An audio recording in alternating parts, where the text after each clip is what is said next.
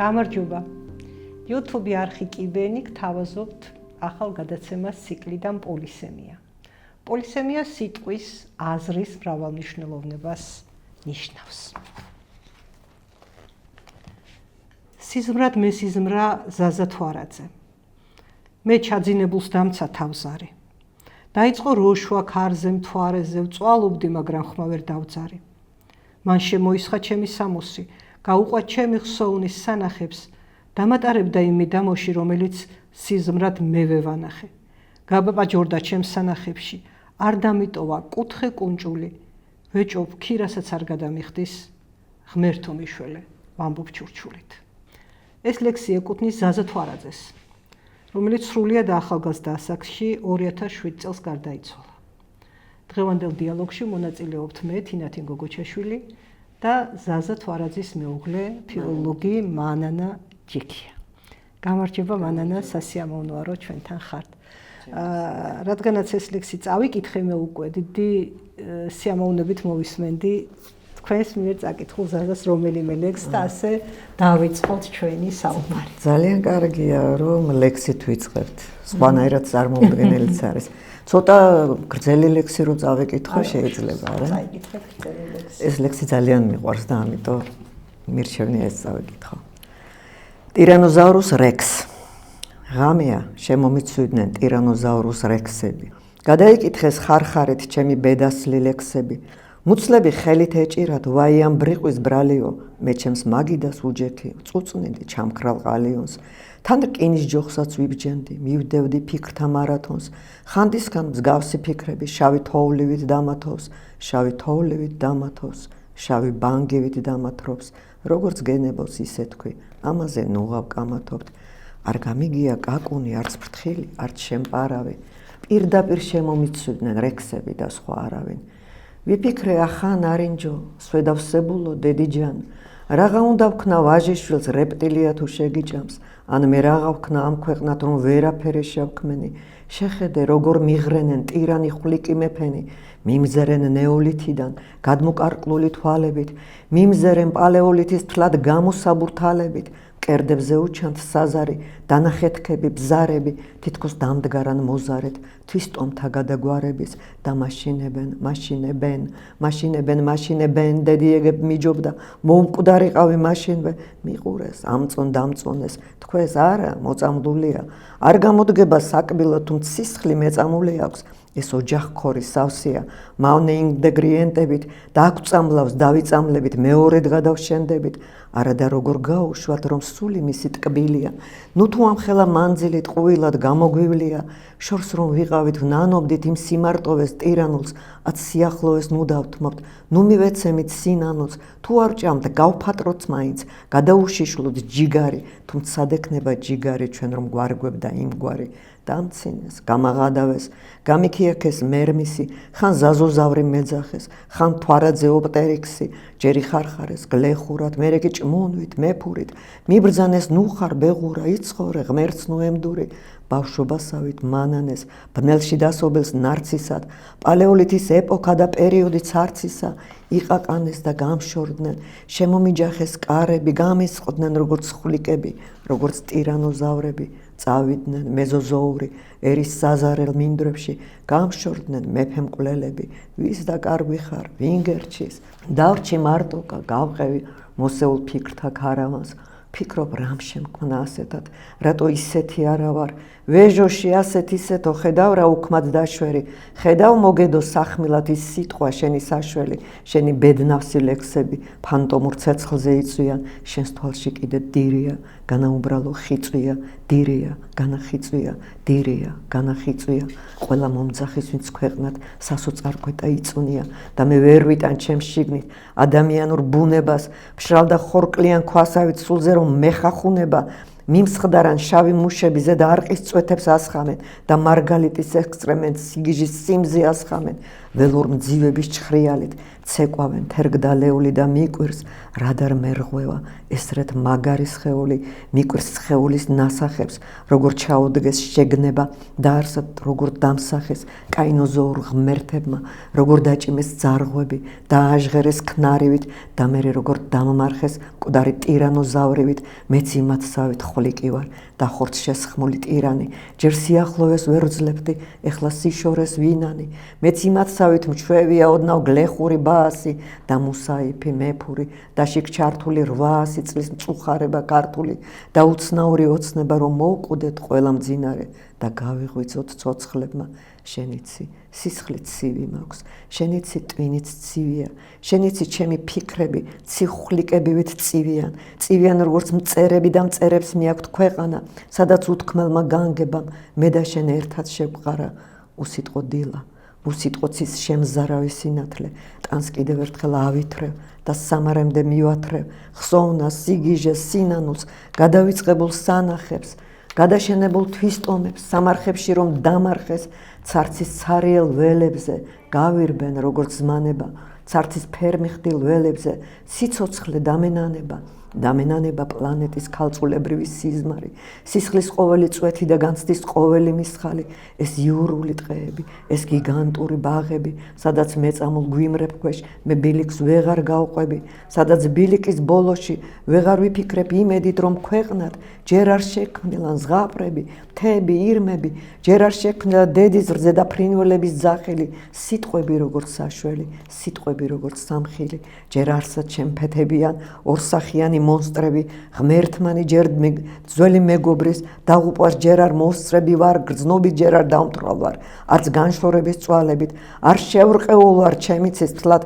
გამოსაბურთალებით არავინ არ მყوارები არც ყوارები ვარ არავის კარავიც კი არ დამიდგამს მამაო თავს ამფარავი ჯერ ცნობადის ხით ნამეხარს არ მომსწრებია ხარება და სიმძიმილი ღამეთა და დღეთა იავარება მიდგამენ ცარცის არიელ ველებზე პირქუშ ენიგმებს მე ჩემი თავის ძაღლი ვარ დამბადებელო შემინდე მე ჩემი თავის ძაღლი ვარ და ჩემი ძაღლის ტირანი ერთხელ იქნება გავწყვიტავ ჯაჭვნი რომ მასხენ რკინანი მეზოზოური თვალებით ავხედავ ცისკენ ალიონს რომ გამყივანი სიცილით გზის სიმარტოვე გავლიო რომ ვულკანური ფერფლიდან აღმოვაცენო ვარსკვლავი და ფიქრი ზედ რომ მემხობა აფუთფუთებულ სკასავით მივცე ქარებს და ვარსკვლავებს მათ უმარტივეს სიმართლეს საითაც აი მივდივარ და მთელი ტანით მივათრევ ხსოვნას მონაგარს დანაკარგს გულზე დაჩენილ დანახეთქს გადაშენებულ მეგობრებს რომ დახვრიტეს და დამარხეს მივათრევ ცარცის ცარიელ ველებზე მე ჩემს საკბილოს რომ ლეთარგიით გამომტყვრა ფანტომებს ცივად ჩავკილო გრძელი რექსული კივილით და გავიშიშვლო ჯიგარი იქ არის ჩემი სიგიჟე ჩემი ედემიც იქ არის მეც იქ მივდივარ გზადაგზა ვულკანურ ტინებს ვაწყდები სანამ ერთხელაც გადავშენდები გავწყდები ჩემი ბეთკრული ლექსები მაშინღა დაისვენებენ სხვა ტირანოზავრ რექსები ძმასავით გამიხსენებენ ბრწყინვალეა ხო ძალიან მაგარი ლექსია მგონი ყველა გადაცემა ლექსით უნდა იწყებოდეს იმიტომ რომ შესაბამისი განწყობა ნამდვილად და თან იცით ეს ლექსი როდესაც გამოვიდა ჟურნალში დაიბეჭდა ცისკარში პირველად და ჩვენთან სტუმრად მოვიდა ცნობილი ლიტერატურა ეს იცით ზუსტად კი არ მახსოვს მაგრამ დაახლოებით ალბათ 2003-4 წლებია ესე ზუსტად არ მახსოვს ხო და აი როცა ჟურნალში გამოვიდა ჩვენ გვესტუმრა ბატონი თამაზ შხენკელი რომელიც თანაც ჩვენც ხშირად დავდიოდით და ხანდახან ისიც შემოგვირბენდა ხოლმე წყინვალე ლექსების ავტორი, დიდი ლიტერატორი და საუკეთესო ადამიანი და ძვირფასი ადამიანი საზასთვის და ჩემთვის, რა თქმა უნდა, მე მგონი ყველა ქართველისთვის. და მოვიდა თამაზი და გვიყვება, რომ წავიკითხე ჟურნალში შენი ლექსი და გავგიჟდი ზაზა.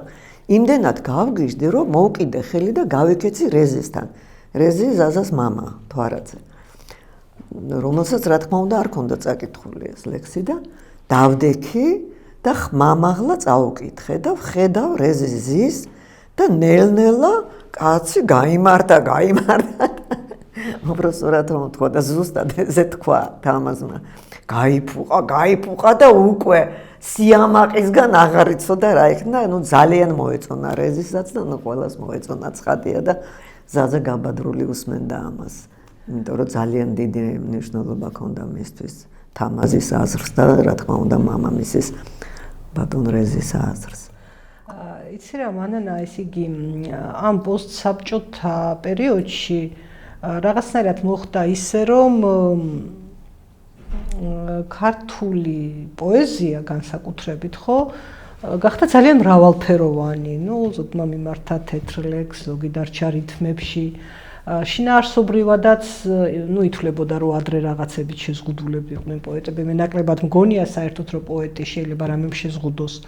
რას ფიქრობ შენ აი რომ მიმართულებას შეიძლება მიეკუთვნებოდეს ზაზას პოეზია თუ შეიძლება საერთოდ ეს ხო იცით როგორ არის ზაზას ლექსები ზაზა ყველაფერში ცდიდა ბედს და ყველანაირ ლექსს წერდა ზაზა წერდა თეთრ ლექსსაც წერდა რითმიან ლექსსაც წერდა პოემასაც არაფერს ვიტყვი კიდე პროზაზე რომელსაც აგრეთვე წერდა და მისთვის ამოსავალი წერტილი ეხლა თეთრ ლექსსაც როცა წერდა ან თუნდაც რითმიან ლექსსაც წერდა ყოველთვის ეს იყო იცით რა მხოლოდ პირადი განცდა პირადი ტკივილი პირადი სათქმელი ეს არ იყო პოზისთვის ნათქვამი ლექსი ან რომ აი მეც შემიძლია ასე დავწერო ამისთვის არა ფორმას განაპირობებდა შინაარსი სათქმელი რისი თქმაც უნდოდა აი ის ფორმას და არა ის რომ ისეთი ფორმა დაედო როგორიც შეიძლება მისაღები იყო ვიღაცისთვის მამანისთვის ასე რომ მრავალფეროვანია ზაზას პოეზია და მისი აი ეს ენა მისი შემოქმედება საერთოდ ასე ვიტყოდი არა მხოლოდ პოეზია უფრო დგას ქართულ ნიადაგზე დგას იცით ახლა დღეს როდესაც იწერება თანამე თვალყურს ვადევნებ პოეზიასაც და პროზასაც არ ვიცი შეიძლება მეჩვენება ზოგჯერ ფიქრობ ეგოისტი ხო არ გავხდი მას მე რა ზაზა აღარ არის და რაღაცნაირად თითქოს მინდა რომ არა მგონია იცით რაღაცნაირად მოდური გახდა ეპატაჟი ლიტერატურაში მოდური გახდა ისეთ თემებზე წერა რომელიც ძალიან იგებს თითქოს ერთი შეხედვით მომგებიანი თემები არსებობს ფორმებიც მოდური გახდა ცალკეული ფორმებიც მოდური გახდა და რაღაც თქვათ ეს ლიტერატურის ქმნილებას კი აღარ აგავს არამედ რაღაცა პროექტია რომ ვიღაცამ ამ პროექტის დაკვეთა მისცა მწერლობას და რატომღაც კიდე მოხდა ასეთი რაღაცა რაც მე ყველაზე მეტად არ მომწონს და ყველაზე მეტად მაღიზიანებს ჩვენი თანამედროვე ქართველი მწერლები ახალგაზრდები რატომღაც ძალიან მიეჩვენენ სკაბრეს არ ერიდებიან თავის პროზაში და პოეზიაში აი ამ რაღაცა საშინელი სიტყვების ხმარებას ხო იცით რა მეც მიფიქრია მაგაზე და მიფიქრია რომ ალბათ რაღაცა დროს ჩამოურჩი თქო იმიტომ რომ საკმარისია წავაწყდე რაღაცა უხამსი სიტყვების ხმარებას რომ ყოველგვარი ინტერესი ამ კონკრეტული ტექსტის მიმართ თუნდაც თავდაპირველად ის რაღაც ნიჭიერი მეჩვენებოდეს მეკარგება მე არ ვიცი ეს კარგია თუ ცუდი მართლა არ ვიცი იმიტომ რომ შეიძლება ამას კონდეს რაღაცა ისეთ რა არის მე ასე მგონია ჩემი აზრი ასეთია ამ საკითხთან დაკავშირებით რომ ეს არ არის ქართული ლიტერატურისთვის და პოეზიისთვის თვისობრივი და არ მოდის ეს ჩვენი ფესვებიდან.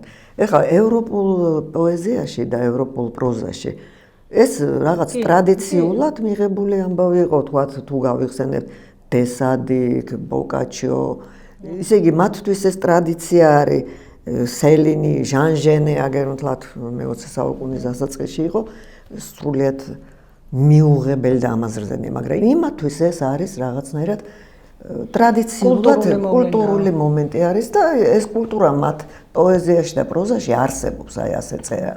ჩვენთან ეს სრულიად გამორიცხულია. ჩვენი დიდი მწერლები ხა კლასიკოსები რო წარმოიდგინო, რომ იმას რო წააკითხვა ეს რაც დღეს იწერება, ალბათ არ ვიცი მე. რაღაც წარმოუდგენელია, რაღაც ზაზასთვის ეს იყო სრულიად თუ კი ზაზა იშვიათად ძალიან რომ ზაზას თქვათ ცოტა არა ისეთი ხო არაკორექტული გამოთქმა. ეს მხოლოდ იმ შემთხვევაში იშვიათად ხდება მის პროზაში და პოეზიაში 1-2 ადგილას ალბათ პოემაში არის სხვათა შორის, ხო და ეს მხოლოდ მაშინ, როცა უნდა რომ ვთქვათ გბირის რაღაც სიცარიალ ხასიათობრივი რაღაც ბნელი მხარე წარმოაჩინოს ეს ისა და ისეთი დოზით როგორცაც მე ახლა ვხედავ ჩვენს მწერლობაში ეს წარმოუდგენელია და მე პირდაპირ გეტყვით რომ არ მომწონს თუნდაც იმიტომ რომ ეს არ არის ქართული ტრადიცია შეიძლება ვიღაცა მიფიქროს რომ ტრადიციები უნდა დავანგრევთ და დავამსხვრევთ მაგრამ შენი ფესვები მე მგონია რომ ეს თავარია და ჩვენი აი სულ მახსენდება ჩვენი კლასიკოსები ვთქვათ ყაზბეგის გმირები როგორი მორცხვები არიან ქალები როგორ წითელდებიან ეს სიმორცხვე ჩვენთან უკვე რაღაც აღარ ფასობს და დაიკარგა პირით სიმორცხვეს ვეძახით ხოლმე რომ კომპლექსები აქვს და ეს ახალგაზრდობაც მიისწრაფებს რომ იყოს უკომპლექსო და რაღაც სირცხვილის გზნობას სულიდან დაკარგეს. როდესაც მე ვკითხულობდი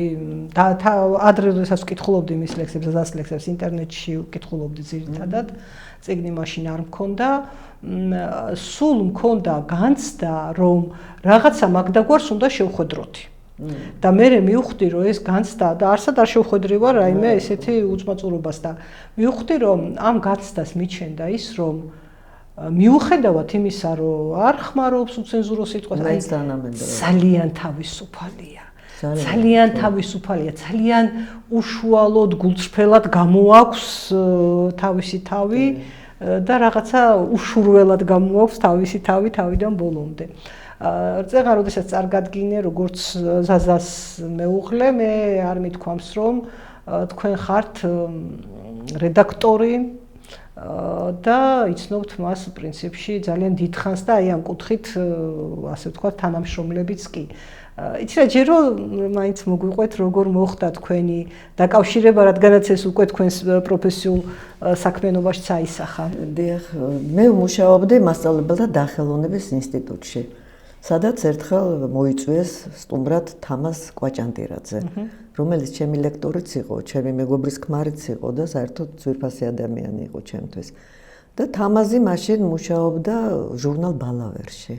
ადრე ამ ჟურნალს ერქვა ქართული ენა და ლიტერატურა სკოლაში, მე ბალავერი დაარქვა.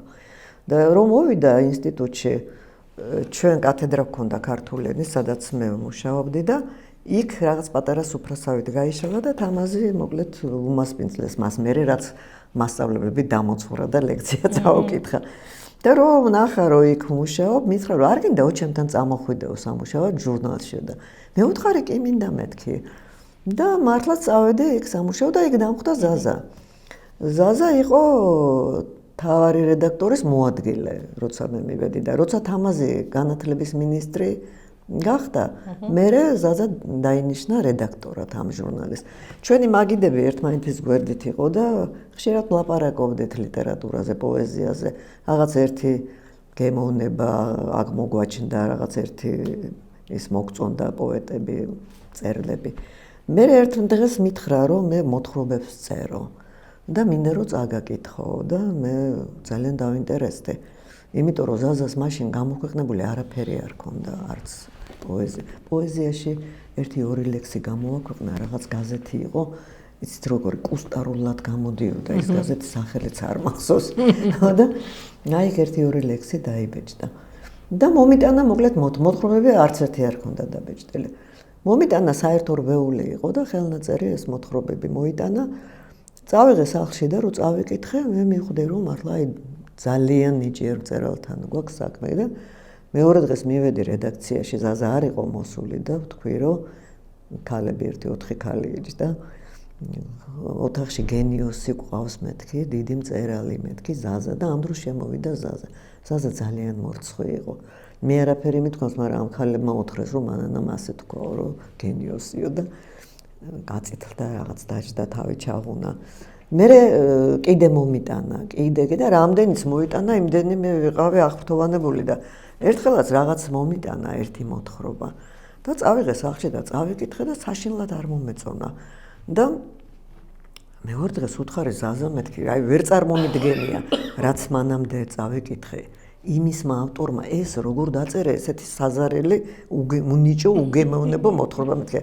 გაეცინა და მითხრა რომ ესო ჩემი დაწერილი არ არისო, ჩემი ერთი ამხანაგის დაწერილიაო და საერთოდ არ არის მწერალიო და ისე მაქებდიო სულ რომ ვიფიქრე უკაცო იქნებო ისე მაქებს ყასიდათ ხო თავაზიანების გამო. და ამიტომ მოკლედ გამომცადა ასე ვთქვა და არაფერი ნუ გამეცინა საერთოდ იყო ეჭვიანი ადამიანი. იცით ადვილად ის არავისთან კონტაქტში არ შედიოდა. მას ყავდა ხალხი, რომელსაც პატივსცემდა, უყვარდა, ბავშვობის მეგობრები ყავდა და აი გარეშე ხალხისგან ძალიან ისე ეჭირა თავი, დისტანციურად და ეს არ იყო ისეთი ადვილად მისასვლელი ადამიანი. რაღაც ძალიან უცნაური ბიჭი იყო, ძალიან ტკივილებით ახსავსე იყო.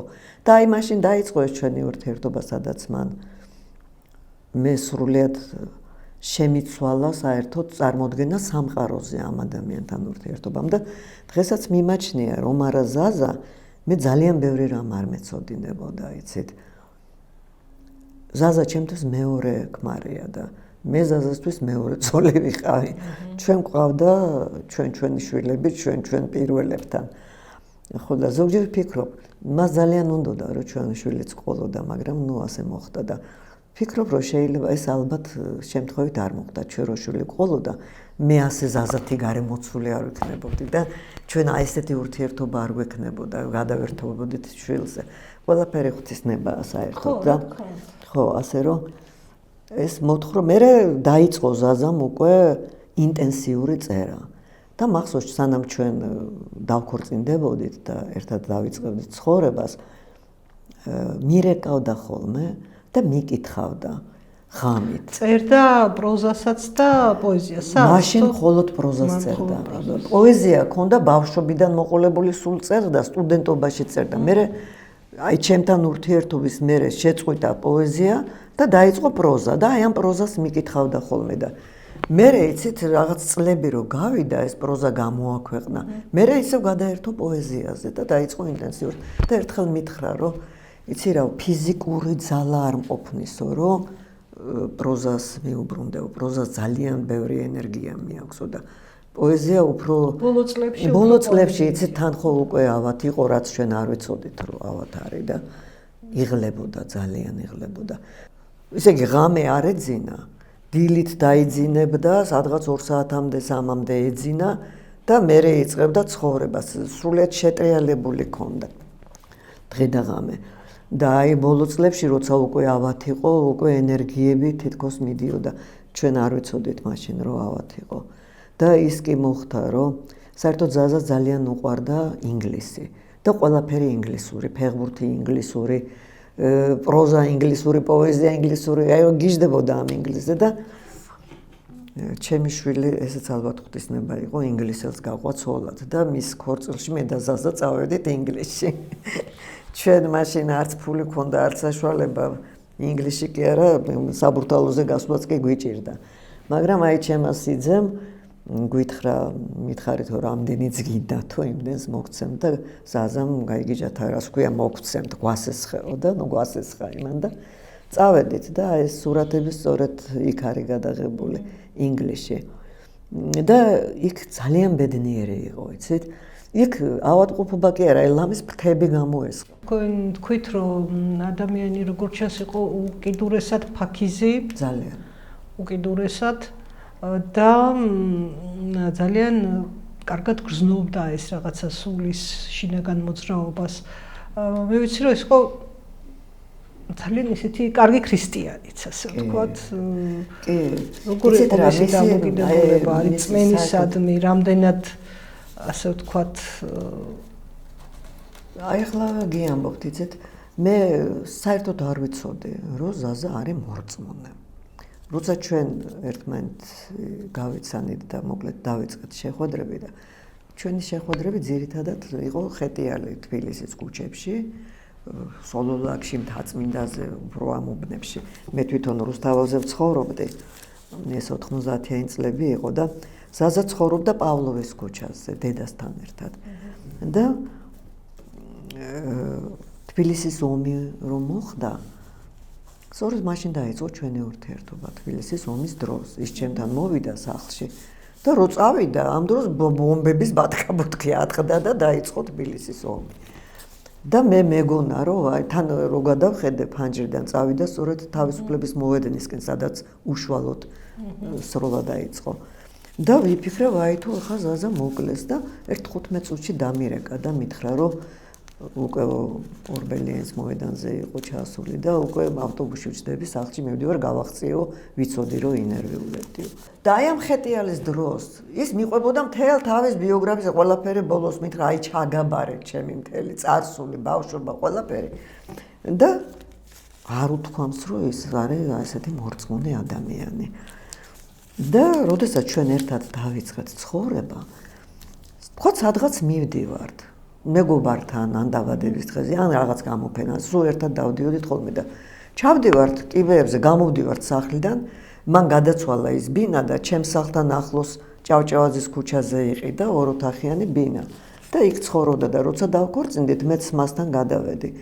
და რო ჩამოვიდოდი და უცებ იტყოდა რომ რაღაც დამავიწყდა და აბრუნდებოდა სახლში. ნუ ერთხელ, ორჯერ, სამჯერ, 4ჯერ რო განმეორდა, სახლიდან გამოვდივართ და ზაზა მაღლა ბრუნდება. ვიფიქრე ეს უარ გაგიჟდა და ჩუმა დავიპარე და შევიხედე. შევიხედე და რას ხედავ, ხატების წინ დგას და ლოცულობს. გამოვიპარე რა თქმა უნდა ჩუმად ისე ჩამოვედი და არც არაფერი მიკითხავს და არც მithქვამს რომ ასე იყო. ეს ხატები მას ჰქონდა თავის ოთახში εκεί და საერთოდ ზაზას წინაპრები, ბაბუის მამა და იმის მამა და აი სულ იქითა წინაპრები, ყველანი სასულიერო პირები ყოფილან. რეზის მამა არა, მამა გადასახლებული იყო, რეზი იყო 4 წლის, როცა ეს კაცი გადაასახლეს და 16 წლის იყო, როცა მამა ნახა. მანამდე არც ახსოვდა მამა რეზის. და აი ამ ბაბუის მამა იყო მღვდელი და როდესაც ეს 30-იანი წლების მძვინვარება ტრიალებდა საქართველოში, ეს უკვე ზაზის მამიდის მონათხრობიდან ვიცი, მღვდელი იყო ეს კაცი, უხუთი არის ასეთი სოფელი, მაშინ ლეჩხუმში და იქ ცხოვრობდნენ. და იმ ეკლესიაში გაიგო ეთერმა, რომ ცეცხლს უკიდებენ ხატებს და გაიქცა და რამდენიმე ხატი გამოაძვრინა და სახში წამოიღო. მაშინ ეთერი იყო 16 წლის გოგო. ეს დაძმები მასზე გაცილებით პატარები იყვნენ და მე ეთერის გაზრდილები იყო რეზიც და მისი დაც. ეთერის სხვათა შორის მუშაობდა ცისკარში. გენიალური ქალი იყო, ძალიან კარგი მთარგმნელი, ინგლისურიდან თარგმნა, რუსულიდან თარგმნიდა და აი სრულიად განსაკუთრებული ადამიანი იყო, ძალიან მიყვარდა. და აი იმისგან ვიცი ძალიან ბევრი ისტორია მათი ოჯახის შესახებ. და ზაზა მოკლედ ზაზას აჩუქა ეთერმა, მაცხოვრის ხატი იყო და ღვთისმშობლის ხატი იყო, ეს ძველებური ხატები იყო და ახალი ხატებიც ჰქონდა ზაზას და ეგ თავის ოთახში ეკიდა კუთხეში და აი ლოცულობდა ხოლმე სახლიდან გასვლის წინ ყოველთვის. მერე დრო რო გავიდა, უკვე ერთად ცხოვრება რო დავიწყეთ, ეხა მას არასოდეს არ უთქვამს, რომ ეკლესიური იყო ოდესღაც და მერე გავარკვიე, რომ თურმე აი როდესაც ჩვენი დიდი პატრიარქი ილია მეორე ჩამობრძანდა თბილისში და გახდა პატრიარქი და აი მთელი ქალაქი რომ მიაწყდა სიონს, აი იმ პირველ ტალღაში იყო ზაზაც, სხვათა შორის ზაზაც დედაც ლეილა აბაშიძე, რომელიც ლეილა იყო რეგენტი სიონში. და ზაზას დააკიდე სწორედ მაშინ ამ ილია მეორის სიყვარულით თუ რა ვიცი როგორ თქვა, მონაზვნად წავიდა, სრულიად ახალგაზრდა გოგონა იყო, 18-19 წლის, როდესაც რამდენიმე გოგო წავიდა მონაზვნად და დღესაც არის ჭიათურაში, ღვიმევიში არის მონაზონი. ზაზას და ზაზა თვითონ იყო ეკლესიური, მისი მოძღვარი იყო მეუფე დანიელი, რომელიც არა მხოლოდ მისი მოძღვარი იყო, არამედ რამდენიმე ბიჭს რაღაც საქმეებს აძლევდა, რაღაც ტექსტებს აწებდინებდა, აკითხებდა და მუშაობდა მოკლედ ზაზა იქ. მადანა, აი თქვენ მეუბნებოდით გადაცემის დაწყებამდე, რომ ზაზა წერდა სიზმრებს, რომელიც ზაზა იწერდა სიზმრებს, ხო. ისე იგი საერთოდ როგორ იყო, იცით, მარტო სიზმრებს კი არა. თავთან ყოველთვის ედო რაღაც ბლოკნოტები, ან სადმე გზაში რომ მივდიოდით, ან სოფელში წავიდოდეთ, ან სადმე, ყოველთვის ედო ბლოკნოტის, პატარა ზომის ბლოკნოტები იყო. და ეს ბლოკნოტები ბოლოს დაგროვდა იყო 20-30 წელი ალბათ ეს ბლოკნოტი მე ზაზას არქივი ჩავაბარე იმაში ლიტერატურის მუზეუმს მივაბარე და ეს ბლოკნოტებიც იქ მივიტანე და ესეც ჩაბარებული მაქვს მანამდე ყველაფერი რა თქმა უნდა ამოვიწერე რაც მჭირდებოდა და აი წიგნში შეტანილი მაქვს და ეს ბლოკნოტები მე არასოდეს არ გადამიშლია ეს თავთან ხვედო ჩემ თავს მე არასოდეს მივცემდი უფლებას რომ ეს ბლოკნოტი გადამეშალა წამი ეს ძალიან ინტიმური რამე იყო და ნუ როცა ზაზა აღარ იყო რა თქმა უნდა გადავშალე და იქ ძალიან ბევრი ისეთი აზრიც იყო რომელიც მე აი ჩანაწერებში შევიტანე და გამოაქვეყნე და იყო სიზმრებიც რამე საერთოდ სიზმარ ძალიან დიდ მნიშვნელობას ანიჭებდა ზაზა საერთოდ ზაზა იყო ფსიქოლოგი განათლებით იყო ფსიქოლოგი და ეს ფსიქოლოგია ძალიან იუნგი ეს ყველაფერი მოკლედ აი დიდი ფსიქოლოგები ყველა კარგად იცოდა და სწორედ იმასთან ხوارი რომ სიზმარს ისინიც როგორ მნიშვნელობას ანიჭებენ და ზაზასთვის ძალიან მნიშვნელოვანი იყო აი ყოფილა უთქვამს მას რომ ეს მოთხრობა მე დამესიზმრა და აი სიზმარზე ხა ზუსტად სიზმარი კი არ დაწერა მოთხრობად არამედ რაღაც მოთხრობაში მას მიეშველა ის ნანახი სიზმარი. რაღაცნაირად მოკლედ ძალიან მნიშვნელოვანი იყო მისთვის სიზმარი. ეხლა დღეს ჩემთვისაც მნიშვნელოვანია, მაგრამ სამწუხაროდ იშვიათად მე სიზმრება, იმიტომ რომ იშვიათად მძინავს. და ესეთი ამბავი. იცი რა, სიამოვნებით მოვისმენდი თქვენს საკითხულ, თქვენს მიერვე შერჩეულ ჩანაწერე? ლექსებს. ლექსებს. ლექსებს თუ გლებად ჩანაწერები. ლექსები ჯობია, ჩანაწერებს. წასაკითხად, აი ესე ხმამაღლა წასაკითხად. ალბათ ლექსი ჯობია. ხო, მოდით აი ამ ლექსს წავიკითხავ.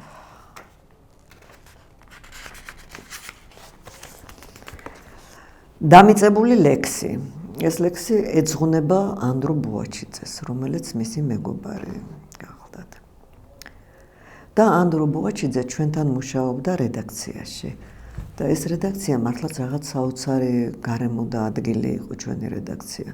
თამაზი ხო გადასარევი რედაქტორი იყო, მაგრამ ზაზას რედაქტორობაც ძალიან კარგი იყო და დაემთხვა სწორედ იმ 90-იან ბნელ წლებს უკვე ფულს აღარ გვიხდიდნენ, ვერ გვაძლევდნენ, ჩვენ მაინც დავდიოდით. ჟურნალი არ გამოდიოდა, მაგრამ ერთმანეთს ხვდებოდით ეს თანამშრომლები. ბიჭები გააშლიდნენ სუფრას და ლაპარაკობდნენ და ეთყობა ერთ-ერთი ასეთი ჩასხდომის მერე აი ეს ლექსი დაიწერა. დამიწებული ლექსი ანდრო ბუაჩიძეს. არ შეიძლება ლექსი იყოს ზედმეტად რთული. არამედ ლექსი უნდა იყოს დამიწებული. უნდა ერიდო ლექსში მაღალ ფარდოვანებას. არ უნდა თქვა მაგალითად ცხოვრების წყარო, გარდაცვალება, მთვარის ბაკმი, გაუსაძლისი. უნდა ერიდო ნაჟიმსა და პედალირებას, სიტყვის ზედმეტად გამეორებას, ჭარბ მეტაფორებს და ყოველნაირ ამაღლებულ ტონს, როგორიცაა უმანკო ცა და მიწის პირზე ცხებული ცვარი. ხშირად არ უნდა გაიხსენო დარდი, ლაჟვარდი, არც უსასო და საზარელი. ეს მხოლოდ საქმეს გააფუჭებს და შენი ლექსი დაბადებიდან იქნება მკვდარი, უსიცოცხლო და დამიწებული. მაგრამ ამ დროს საჭიროა რომ დამიწებას თან ახლდეს რაღაც უცნაური ხიბლი თუ შარმი, რაღაც თილისმა, რაც სწორედ რომ ლექსია თვითონ, ანუ მუსიკა, სტრიქონებში რომ იკითხება. მაგრამ ვინ არის ამის ოსტატი? ვის შეუძლია დაბადოს ლექსი ხორკლიანი როგორც სხეული და ერთდროულად ცოცხალიც და დამიწებულიც. ასე ვისხედეთ ძმაო იმ დღეს რედაქციაში და ამ საგანზე ვსაუბრობდით. არ გქონდა ღვინო, მაგრამ გარეთ ზაფხულის ქარი ალვებს და ჭადრებს ღვინოსავით აშრიალებდა და ეზო იყო როგორც ჭური ღვინით სავსე, ღრმად ჩაფლული და დამიწებული. ისმოდა შაშვის სიგნალები. ფრინველი თითქოს თავის დაშიფრულ გულსნადებს გამოხატავდა ჩვენთვის უცნობი და ბუნებრივი ჩიტური ხანგით. ეს შიფრი ყველა შაშვებისთვის ხომ საერთოა. ყველა მათგანის აზრი ალბათ მიწიდან მოდის და დედამიწა შაშვების პირით ისვრეს სიგნალებს. მაგრამ არ ვიცი ეს სიგნალები კაცთაგან რომელს განეკუთვნება, ალბათ არავის. ალბათ უფრო ეს სიგნალები ცოცხალი მიწის თავის თავთან საუბარია, ან თუ გინდა სხვაგვარად ვიტყვი. შაშვის გალობა დედამიწის სიზმარი არის, რადგან ბუნება ხომ იგივეა, რაც მძინარე ადამიანი. წევს, ღრმაძილშია სიცოცხლით ფშვინავს და მის ტანში მიმდინარეობს დროთა ციკლური ცვალებადობა. და ჩვენც ძმაო, როგორც ორი ფხიზელ მძინარე, ვისხედით ასე რედაქციის სარდაფისნაირ მტრიან ოთახში, რომელიც თითქოს ზღვის ფსკერზე იყო და ფანჯრებიდან მარჯნების ხმა შემოდიოდა და მე გითხარი, მე მინდა რომ ჩემი ნათქვამი იყოს ზუსტი და მაქსიმალურად დამიწებული. შენ ორაზროვნად მიპასუხე, რომ ჩემს ლექსებს დამიწება არ აკლია. მაშინ ვერც ერთმა ვერ შევნიშნეთ ამ ორაზროვან ნათქვამის უკან გაელვებული სამაზროვნება. ღვინო არ გქონდა, მაგრამ გარეთ ხემცენარეებს ზაფხულის ქარი ათრობდა და აქანავებდა და ირწეოდნენ გაბრუჟულნი.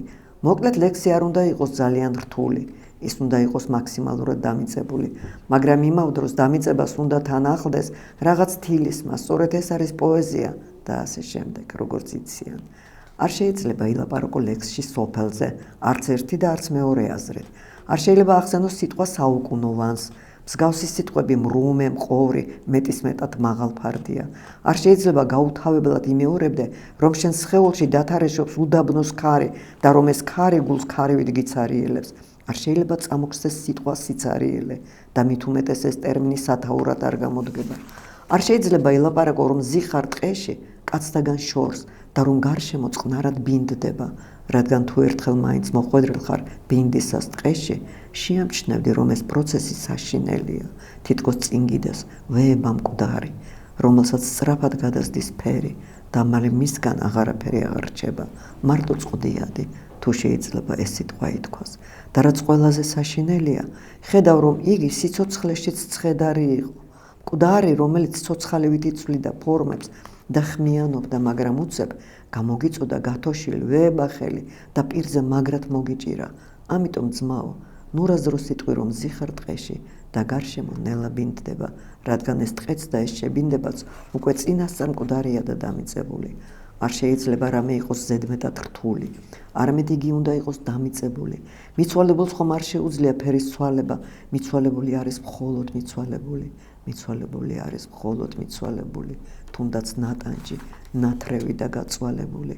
და თუ ასეა, რა საჭიროა ეს უთაობოლო ლაპარაკი დამიწებაზე, ან ეს სიტყვები გაწვალება, ტანჯვა, ვაება, ეს ხომ მხოლოდ ტერმინებია, რომლებიც უშლის ხელს ლექსების ღრმად დამიწებას. შენ მიპასუხე, არ შეიძლება სიტყვა იყოს ზედმეტად ცივი, ან და მხოლოდ აზრისმიერი, ის უნდა იყოს ცოცხალი და დამიწებული. თუ სახარებას გავიხსენებთ, ამ დამიწების ბუნებაში უნდა აღდგეს კაცის ცხოვრება, მაგრამ ცხადია, არ შეიძლება ლექსში თუნდაც სახარების მოშველიება. ლექსები უნდა იზრდებოდეს კაცის კუჭიდან, ისე როგორც ხეზე ყვავილი, ტყემლის ყვავილი, ტყემლისა და არა ალუჩის, რადგან ტყემალი ალუჩაზი 10,000 ჯერ არის წყლარტე, არის მკვეთრი, კბილის მომკვეთი და ცხადია, დამიწებული. მაშ ნუ ახსენებ ალუჩებს, ატმებს, ნუ ახსენებ ვარდის ხავერდებს, ახსენე ვარდი, მაგრამ იქვე დააფიქსირე, რომ სიტყვას ვარდი არ შეიძლება მიირითმოს დარდი ან შარდი, რადგან პირველი მხოლოდ მაღალფარდოვანია, მეორე კი მხოლოდ უხამსი და ამ ორიდან არც ერთია ჭეშმარიტად ცოცხალი და დამიწებული. მაშ ნუ ახსენებ სიტყვებს დარდი, იმედი, სევდა, ნუ მოიგონებ, რომ ბავშვობაში სულ შიში გდევდა, ნუ გაიხსენებ მეთულუხჩეს, ზეინკალს, ხარას, ნუ სინანულზე ილაპარაკებ, ეს ყველაფერი იქით იყოს, ახსენ რამე 1000 წილად უფრო ცოცხალი და ერთხელაც უცნაურად დამიწებული. გახსოვს ძმაო, ჩვენი ზაზა, ჩვენი ძმაკაცი, სამარეს როგორ მივაბარეთ, იგი დარჩა ჩვენთვის ასე, სამუდამოდ, ჩვენც დავრჩით ასე. უცნაურია შენ მითხარი, ერთ დღეს ყველანი ასე უნდა გავქრეთ ქვეყნიდან, ეს დღეც ხომ მოვა, ეს დღეც ხომ ზუსტად ისეთი დღეა, როდესაც ჩვენი მეგობრები ამ ქვეყნად იყვნენ და მათი ყოფნით იქმნებოდა თვით ეს ქვეყანა. მათგან ბევრი აღარსად არის, არც ერთი წამით, ისინი დარჩნენ სადღაც წარსულში, დამიწებული.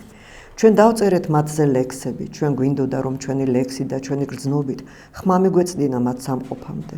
თუ კი საერთოდ შესაძლოა იმ სამყოფელში ხმების მიწვდენა, მაგრამ ხმა რაა? ხმა ხომ ექოა, თავის ბუნებით უკვე წინასწარ ამ ბუნებაში ჩაწერილი, გამომწყდეული, გაჟღერებული უსუსურად და მაშინათვე დამიწებული. დამიწებაში მიდის ყველა ადამიანი, დამიწებაში მიდის ყველა გამქრთალი ელვა. შენ კარგად იცი, რომ ელვა ადამიანი ციდან მიწამდე რომ გაკვესავს და გაილევა. ასეთი იყვნენ სწორედ ჩვენი ის მეგობრები, რომლებმაც ქვეყნად გაიელვეს და წამში წავიდნენ.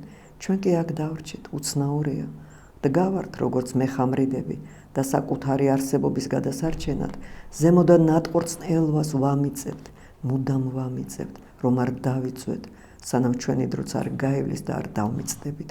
უცნაურია დამიწების გარდუალობა, უცნაურია გარეთ გასვლა სიცოცხლის მერე და ამავე დროს ისიც ძლიერ უცნაურია, რომ ორი კაცი, ბავშვობის ორი მეგობარი, ერთად ვსხედვართ ამ ქარიან დღეს და უზიარებთ ერთმანეთს ფიქრებს ლექსზე, მიწაზე, მეგობრებზე, დამიწებაზე. თითქმის დაღამდა, ჩვენ ავდექით ადგილებიდან და რედაქციის ფიცრისკარი მაგრად ჩავრაზეთ.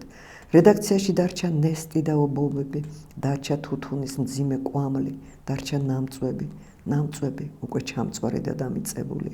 ჩვენ კი წავედით ჩვენს გზებით, ჩვენს სახლებში, ქუჩებით, სადაც ქარი მთვრალივით აწყდებოდა, თითქოს ეძებდა ამ ქვეყნიდან სადმე გასასვლელს. ჩემო ძმაო, შენ ფაქიზი ხარ, გრძნობიარე, შენ ხარ პოეტი და კარგად იცი თუ რას ნიშნავს სიტყვები ქარი, მეგობარი, დამიწებული. მე კი ხორკლიან ნაყოფივით ჩემ თავს მოვები და ვიცი მხოლოდ ეს სიტყვებიც, ეს ჩემი თავიც დაკარგულია წინასწარ და დავიწყებული. და ოდა რუსთაველს. წარმოვიდგინოთ რუსთაველი რომ იყოს ახლა, ჩვენს დროში, ჩვენს ასაკში. ჯერაც არ ქონდეს დაწერილი თავის პოემა ვეფხის ტყაოსნად რომ იწოდება. ამჟამად წერდეს წერას ატანილივით. წარმოვიდგინოთ რუსთაველი ჩვენიერ დღეს რედაქციაში რომ შემოვიდეს, რა გაცვეთილი წარმოდგენაა. რედაქციაში ყველანი იქ იმყოფებიან, თვით რედაქტორი, მოადგილე, პმგ მდივანი, ერთი სიტყვით ორიოდ კაცი. შემოდის შოთა, ძველი ნაცნობი, კაცი უსიტყვო, კაცი გაცვეთილ პიჯაკიანი, ოდნავ ჭუნვარე, ხელში პაპკით, გული ჯიბეში კი საბუთებით. პაპკაში უდევს ის ძვირფასი ხელნაწერები, რომელთა ფასიც ჯერ არ ვინ უწყის. ვაჰ, ბარო შოთა, შემოდი ძმაო. სალამი ბიჭებს, პასუხობს შოთა ხელის აწევით. რას საქმიანობთ? არაფერს, აგერ ცოტა ღვინო და პურმარილი. გარეთ ისევ ჭარმაგი დღეა. რედაქციის მყუდრო ეზოში ძველი ჭადრები შრიალებენ. მათ შორის იქნებ ერთი მაინც შოთას ხნის იყოს, არავინ უწყის, არც თვითონ შოთა. დაჯე შოთიკ, გითხარი რამე. დღეს ბოტანიკურ ბაღში ვიყავი, რას ამოთხეა და ასე შემდეგ. ჩვეულებრივი ლაპარაკი რამე რუმე, თისა ბარისა, შოთა გადაკრავს, მერე დგება და ეთხოვება. დროებით ძმებო, ხვალ შევხვდებით, ანდა ხვალზეით და იგი მიდის. კაი ბიჭია, რა სიტყვის ოსო ამბობს მავანი. კაი ბიჭია, მაგრამ ცოტა ამპარტავანი. ამპარტავანი როგორც გვარს არ დავასახელებ. ცოტა შტერია პამოემო, ამბობს მავანი. ისე მაგარი ნაკითხია.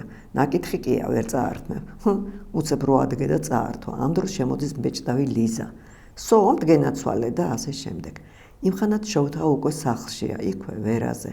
აღწევს თავის მესამე სართულს, შეაღებს, შევა, რთავს ტელევიზორს და ისისაა თავ დავიწყებით უნდა მიუჯდეს მეორე არხის გადაცემებს, რომ აზრად მოსდეს, ამას თუ იზამს, იმ წუთიდან უკვე აღარ იქნება შოთა. ამიტომ წამსვე, როგორც კი ჩართავს, ისევ გამორთავს. პაპკას დადევს, ტანთ გამოიცვლის და მიუჯდება თავის მორყეულ საწერ მაგიდას, რომელიც ხშირად სასადილო მაგიდის როლსაც თამაშობს. გაშლის ქაღალდებს და აგრძელებს შეწყვეტილ წერას, რომელსაც სამუდამოდ აუტანია. უცებ დედამის უყურო ფინჯნით ყავა შემოაქვს. ნუ მიშლ, დედი. ეს შეძახილი დედის გულისთვის მტკივნეულია. რა ქნას ქალმა. შოთა დაწვდება თავის კალმისტარს, პასტა აქვს ძველი, თითქმის დაღრნილი, პლასტმასის რუხი და წერს. მიწურველი იყო ზაფხული. შეჩერდება, შუბს მოისრისავს. რა ზაფხული, რისი ზაფხული, კაი თუ ძმა ხარ, ეტყვის თავის თავს. ზაფხული ხომ ჯერ არ დამდგარა, გარეთ ვერაზე გაზაფხულია. ვერის უბანში ნელა ბინდდება, ქუჩიდან ისმის ახალგაზრდების დამოხუცების ზმანება ხმები, მაგრამ ეს ხმები შოთასმენას უკვე არ სწუდება, რადგანაც იგი პოემის წერას აუტანია. დაწერს, მიწურვილი იყო ზაფხული, ქვეყნით ამოსვლა, წვანისა, კვლავ შეჩერდება, მოუკიდებს სიგარეტ 80-ს და რატომღაც ციფრი 80 მის თავში იწვევს მეხსეულ ელდას. 80 ფიქრობს, 80 160-ია. იქაც ამდენი 360, ათჯერ 80 რაღა იქნება მთელი 800 წელი. ფიქრობს იგი მონუსხულივით, უცნაურია. რამ მოაგონა ეს უმეტყველო ფუჭი თარიღი 800 წელი. ეს ხომ მთელი ნახევარი საუკუნეა, იფიქრებს შოთა და თავის ფიქრზე ჩაეცინება. სურს რომ დაწეროს 800 წელი, უკვე წერს კიდეც 800 წელი, 800 წელი, 800 უკვე გასული წელი, მაგრამ აქ რაღაც აგონდება და თავს გააქნევს. თავის გაქნევას ერთვის ბუზის მკვეთრი ზუზუნი და ამ ზუზუნზე აგონდება წუხელღამით ნანახი ფილმი სახელად ლაკა. არ იყო ცუდი, ფიქრობს სიამით. ნეტა იმ ქიშოს ბოლო-ბოლო რა დაემართა.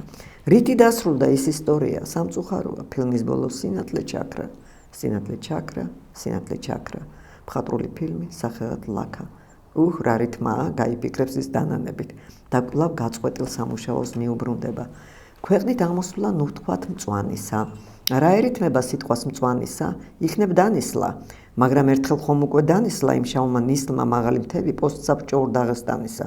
მახლას ჯანდაბას, რამე სხვა ვცადოთ. ქვეყნით მწვანისა და ვთქვათ მწვანილსა, ეს მდაბიოა. მაშინ განივლთა, არქაულია. იქნებ ხანდისხან, მგონი მოაჯდა. ქვეყნით ამოსვლა ნუთქვათ მწვანისა, წვიმა უშენდა ნუთქვათ ხანდისხან, ქუხტგა გვინავდა გაუსაძლისა და უეცრა და აქ აზრი წყდება. რადგანაც ელვა, როგორც ელვაცი და ნასხლეტი, შოთას გონებას რაღაც ჯადო დაეპატრონა და ელვასავით აკაშკაშდა უცნობის სიტყვა სარატანისა. ეს სარატანი რა ჯანდაბაა, იფიქრა წამით, სულ ერთი წამით, მაგრამ მაშინვე ეს ერთი წამიც არარაობას გადააბარა და შეშლილივით დააცხრა ფურცელს.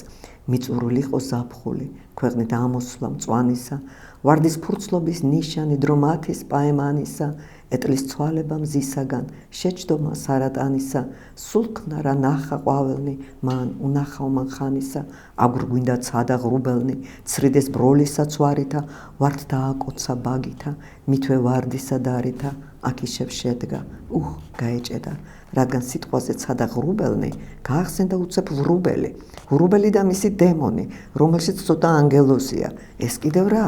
მოაგონდა, არც კი გიცნობდი, არც კი მენახე. ისე ხატავდა თამარს ვრუბელი და სიტყვა თამარს რაღაც სევდა და ადგა ბაგმად. მერე რატომღაც, თუმცა რაღა რატომ, შენ აქ რა გინდა, მაგრამ ყოველთვის მომაგონდები და ასე შემდეგ. მე აქ რა მინდა, გაიფიქრა მოულოდნელად. მე აქ რა მინდა ამ ქვეყანაში, შეწყწუნებულმა მიმოიხედა და თვალწინ ისე დაუდგა. მე აქ რა მინდა საქართველოში, რისთვის ძვირფასო, რისთვის ნუგეშო, ჭიქას დაწუდა, ყავა გადაკრა, მოუკიდა ჩამქრალ სიგარეტს და ისევ თავის ხელნაწერებს დაასო თვალი, სადაც ეწერა, აგურ გვინდა ცადა ღრუბელნი, ცრიდეს ბროლისა ცვარითა, ანაზდათ შეცბა, რადგან ისევ რაღაც ბუნდოვნად თვალთ მოებლანდა, რაღაც ოდესღაც ნანახი და დავიწყებული, თითქოს ეს უკვე ოდესღაც იყო, დეჟავიუს განცდა, ხომ განგიცდიათ ბავშვობაში და ასე შემდეგ. თვალწინ დაუდგა ამ ცოტა ხნის წინ გადაკითხული, გამოკვლევა რუსთველოლოგ მ თავდიშვილის, ჩვენი მურმანის, ვეფხის ტყაოსნის დაფანტული სტროფები. სადაც ეწერა შავით თეთრზე, რომ წვიმის მოსვლა რენესანსის იმ ნეტარ დროში ღმერთის წყალობად იაზრებოდა. მაშ მით უმეტეს შესაძლო არის, ჩაიწეროს აქ ეს სიტყვები, რომ აგურ გვინდა ცადა, რომ ღრუბელნი, ცრიდეს ბროლისა თუნდაც ცვარითა.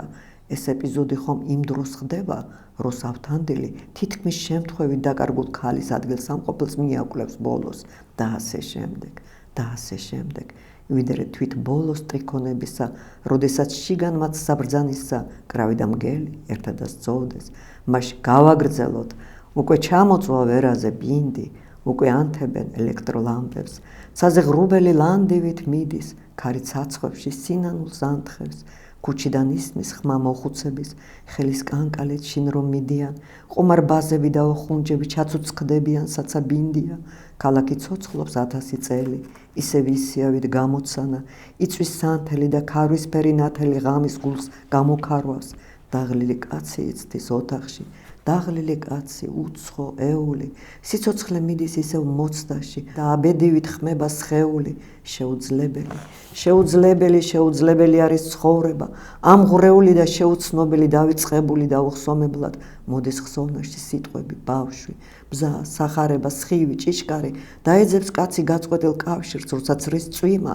როცა ქრის ქარი, მეგობარო, წავიდეთ ქარში, წამოდი ქარში ერთად ვიაროთ, სადაც სიბნელე დარბაზებს გაშლის და ზღაპრის კივრზე კვარი კიაფობს, დავაგდოთ ჩვენი უჟმური ბინა, თვალის შევავლოთ სხვა ჰორიზონტებს, გავყვეთ უცნაურ ვარსკვლავის ბრწყინმას უკუნეთიდან რომ მოგვიწოდებს, წამომღებ, გავუყვეთ შორგზებს, სადაც სავსეა ცა ვარსკვლავებით, ვიხეტიალოთ ამიწის ზურგზე აღმოსავლეთით და დასავლეთით, ეგებ მივაგნოთ ამ ქვეყნად ალაგს, სადაც მშობელი მიგველის ჩვენი, მშობლური, ტკბილი, მოწყალე, მამა, ცაწყალობისა მთოველი, მფენი, წამოვიაროთ 1000 წელი, თან გავიყოლოთ ეს გამოცანა, რომ კვლავაც ბნელში ჩანდეს ნათელი და სიბნელიდან ნათლის მოტანა.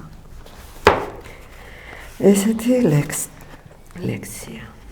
მანილა წარმოუდგენელია ამ ლექსების მოსმა პირადად ხა მე შევეცადე წამიკითხე ეს პოემა წამიკითხე, მაგრამ აი ეხლა თქვენს მიერ წაკითხული არის სრულიად სხვაგვარად აღქმადი. მინდა გითხრათ, რომ მგონი პირველი შემთხვევა, როდესაც სხვისი წაკითხული ლექსი მომეწონა. არაჩვეულებრივია. ძალიან საინტერესო იყო ის ყველაფერი, რაც თქვენ გვიამბეთ. და განსაკუთრებით საინტერესო იყო, ვფიქრობ, რომ ღირს გადაცემაში შემოტანა აი ესეთი კითხვის, თუ რა თქმა უნდა, თქვენერი მკითხველი კიდე შეგვხვდა. საერთოდ მე მგონია, რომ ლექსების წაკითხვა და დადება გადაცემაში ყველაზე კარგი საქმე იქნება, იმიტომ რომ არავინ ასე მგონია, რომ არ კითხულობენ. ხა შეიძლება ვიღაცა კითხულობს, მაგრამ უმეტესობა არ კითხულობს, არავის ლექსებისთვის არ ცხელა დღეს სხვა საწუხარია. აუცილებლად ვიფიქრებთ ამ მიმართულებით. ვიფიქრეთ და მე მხოლოდ ზაზას კი არა, შემიძლია სხვა ლექსებიც ვიკითხო. ძალიან დიდი მადლობა, აუცილებლად შევეცადოთ ამ პროექტის განხორციელებას. დიდი მადლობა. ძალიან საინტერესო საუბარი. თქვენ რომ მომეცით საშუალება, რომ ზაზაზე რაღაც მეთქვა 1-2 სიტყვა. დიდი მადლობა. კარგად გრძელდებოდეთ. კარგად გრძელდებოდეთ.